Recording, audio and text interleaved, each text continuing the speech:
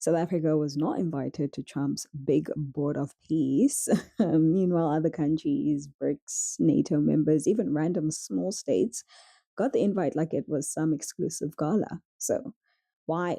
First, let's remember what the Board of Peace is. It is a shiny US led informal peace council designed to make Washington look like it is running the world, controlling negotiations and taking the lead, while the actual hard work of diplomacy happens quietly behind the scenes.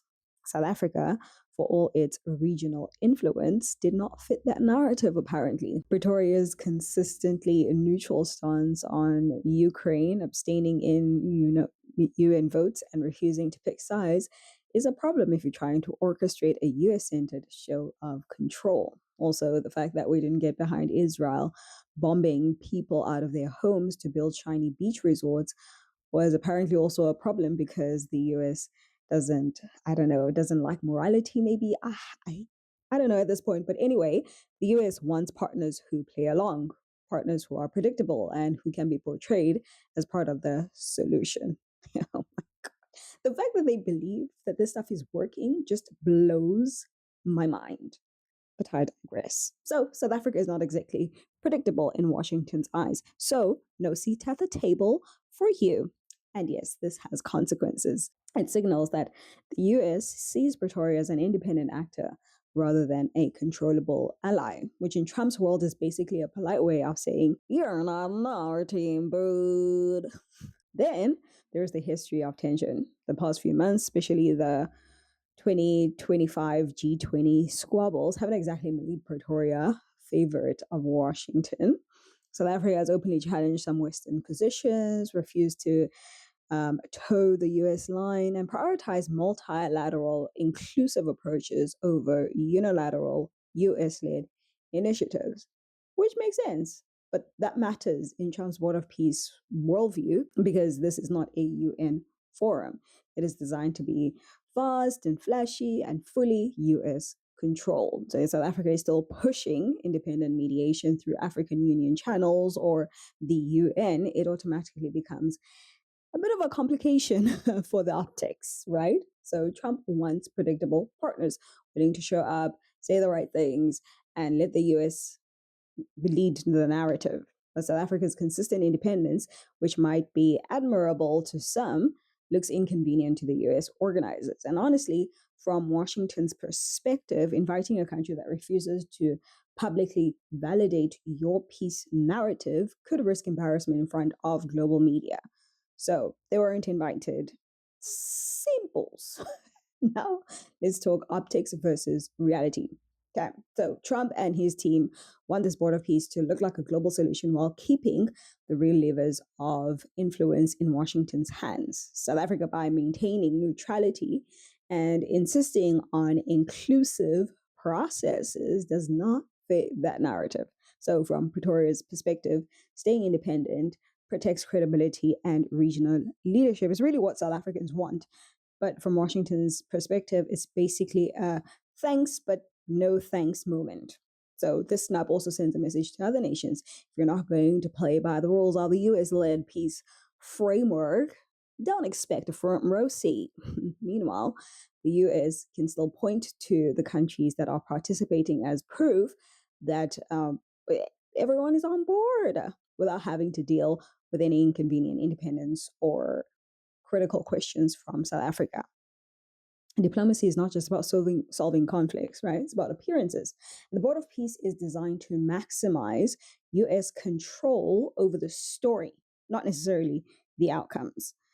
South Africa's absence is not just a missed invite, it's a demonstration of strategic power dynamics, signaling that independent actors, even regional leaders, may not get a voice if it conflicts with US optics. And let's be honest, this is exactly the kind of high stakes political theater that Washington excels at, with flashy headlines, symbolic gestures, and behind the scenes control. So, what does South Africa's absence actually mean on the ground?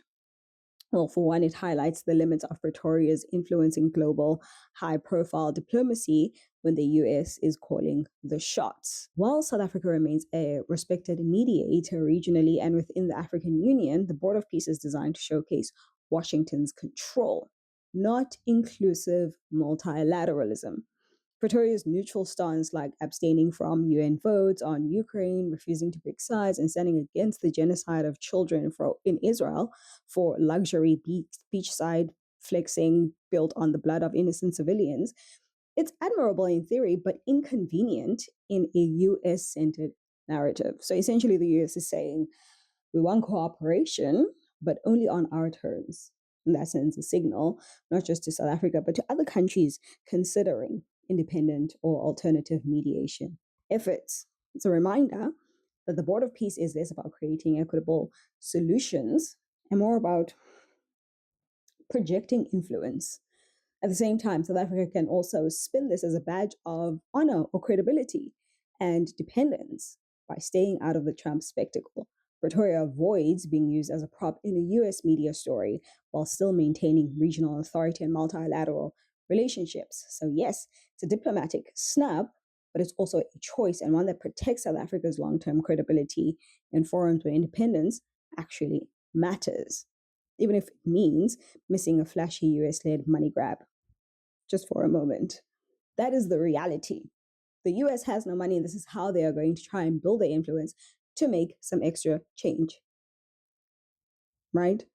South Africa not being invited is not an accident. It's a strategic move, a mix of optics and power, narrative control. The US wants the Board of Peace to look like a global solution under its leadership. And independent actors like Pretoria, who insist on neutrality and multilateralism, are inconvenient to that story. So for Trump and Washington, every participating country becomes a proof point. Look, everyone's on board with our plan. South Africa's absence makes it clear that independence comes at a cost in high profile US led initiatives. But what you have to understand is that Pretoria doesn't actually lose much. By staying out, they maintain their credibility. They avoid being co opted into some political stunt and continue to lead regional diplomacy through African and UN channels, where their influence is real and tangible. So while Washington may wave the Board of Peace around like a golden trophy, South Africa's strategic choice highlights the difference between symbolic theater and substantive diplomacy.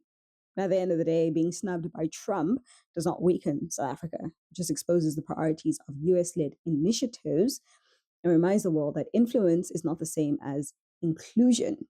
And if anyone asks why Pretoria wasn't there, the answer is simple. South Africa is independent, and South Africa plays by its own rules, and the US didn't want anyone complicating that show. That is politics, baby. Optics, diplomacy, all rolled into one.